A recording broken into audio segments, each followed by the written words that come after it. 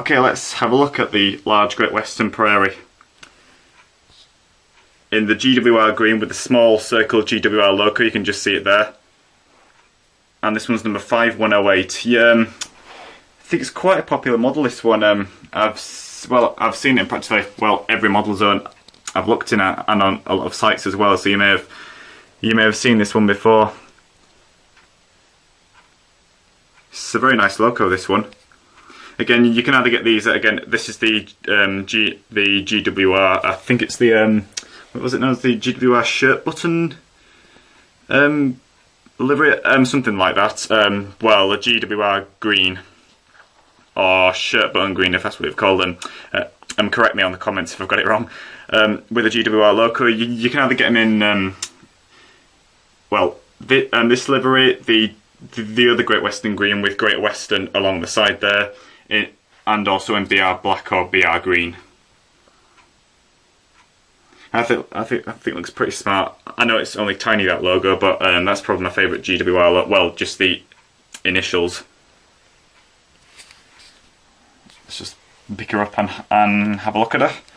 She's quite heavy, got a little bit of weight, and as I said, that, just see it, the little cylinder thing, the little bit hanging off right in the middle, that's what came off, and you're probably thinking, whoa, how on earth did you glue that back on, even the fingers as well? Well, believe me, it was one hell of a struggle, but I finally did it. I was about to give up, I was struggling that much, but at least the rest of the logo's all okay. Yes, again, 5108. Now, in fact, the only disappointment is that it's not an open cab. Well, it's quite a concealed cab anyway in these large prairies, but well, looks like just part of the motor socket or wires in there. A little bit of a letdown, but you know, again, it's quite a hidden, concealed cab. Can't really see much in there. I think it's probably the only loco of mine that I've got without an open cab. But again, I can't wait to get this one running when I next get the layout up, which will be soon. Again, I'm just keeping an eye on that bit, so I really don't know how it got bent. She again stood on a piece of track there. She's a DCC ready model as well, again, and on her box, as you can see, it's just the outline picture of her, and the DCC black ready one there. So comes with, what a surprise, DCC jacket, another one to join the family of them in there, and the instructions, of course. So again, Hornby, of course, do the large prairies, Bachmann do the small prairies. I was thinking of a Bachmann small prairie at first, but when I saw this one, because I like the shape and design of the large prairies, and hopefully she should pull quite a bit. She has got a lot more. She's got a lot more weight on her than I thought. Let's just turn her around, have a look at that other side. I mean, the core bunker looks good. So I don't know really why it hasn't got an open cab. Again, if you just look in there, you can see it looks like a little wire sticking up. It's definitely part of the motor. It's probably well extended, well big all the way back here, and that means there's no open cab and no cab. Really no cab detail. But even something like that, it's not gonna. Well, it's definitely not gonna stop me from. Well, it's not gonna stop me from liking a Great Western locomotive like this. The detail is really good. I'm not really sure if this have a look underneath there. I'm not really sure how old this model is, you know, because of course there are some Hornby models out there. Like if you're watching this Intercity 82, I know this is a different train, but when you do your review on the Hornby class, was it 142, 143 Pacer rail bus? It's an older model and way overdue to be redone. I'm not really sure how old this type of Hornby Prairie is. But still, it is very nice. There is quite a few of these preserved. There's one on the Severn Valley, West Somerset. One on there's one number 4141. That's currently, I think its overhaul's just started on the Llangollen Railway. It had been on I think something like a 7 or 8 year long loan on the Great Central Railway. But I really like these large and small prairies. It's a good loco. So again, next time I get a layout, of course, I'm not sure if it'll be a double or single truck, maybe a double. But she'll be first out, and we'll get running.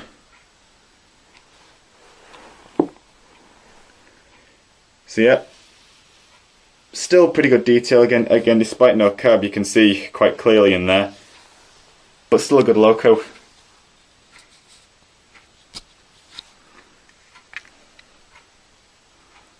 So again, I'm hoping that bit stays on, because again, you know, judging that, well, since it was such a struggle to get back on, I'm hoping it stays fully in place. Hopefully it works. It is super glue, and a little bit of glue kind of got on the side of the cylinder, but I managed to rub it off. So really, most things apart from cab details there. That's all she's really missing. But again, she's my favourite livery, of course, Great Western. The GWR logo on there. Again, I've even got a brown, sort of chocolate and cream brown shirt in there with that GWR logo on. I've got it from a, you may have heard of a site called Train Tees. They sell shirts where it's shirts with a railway theme. You can buy them with like the Great Western logo on, British Railways, LNER, LMS. You can have also a number of your choice as well. Just pick a choice of any logo and they'll do it for you. I'd recommend going up. If you want a shirt to do with railways, the first one I would definitely recommend is Train Tees. Oh, and one good thing about this engine is that there wasn't anything to put on it. Well, no extras. All vacuum pipes were already on, because usually all locos come with vacuum pipes already off. And really, I've been fine with vacuum pipes. Well, I've lost quite a few. Like I think I lost my Flying Scotsman one shortly after I got it. But the brake rods underneath, which I've had absolute terrible nightmare experiences before, and trying to fix in those tiny holes, so fiddly. Really, one annoying thing is that on some locos, for example, like this one, it's the same with Hornby and Bachmann. I'm not sure if I've mentioned this before, but they're already on, some of them, but some they aren't. I wish they'd just chosen one option, already on them all or not on them all. I think I probably know which one out there we'd all prefer. Yeah, all already on. Because I'm sure many out there will agree with me. That you just want to get these locos out and get them running in. Well, a brand new one. You want to make sure that it's okay. And well, really, you don't have to put those parts on, of course. You're not forced to. But to make it look almost fully realistic. Those parts do. Well, make it look more realistic, and as I said, I've had terrible struggles with them before. Again on both Hornby and Bachmann ones. Okay, so that's Great Western Large Prairie 5108. Let's look forward to see her running.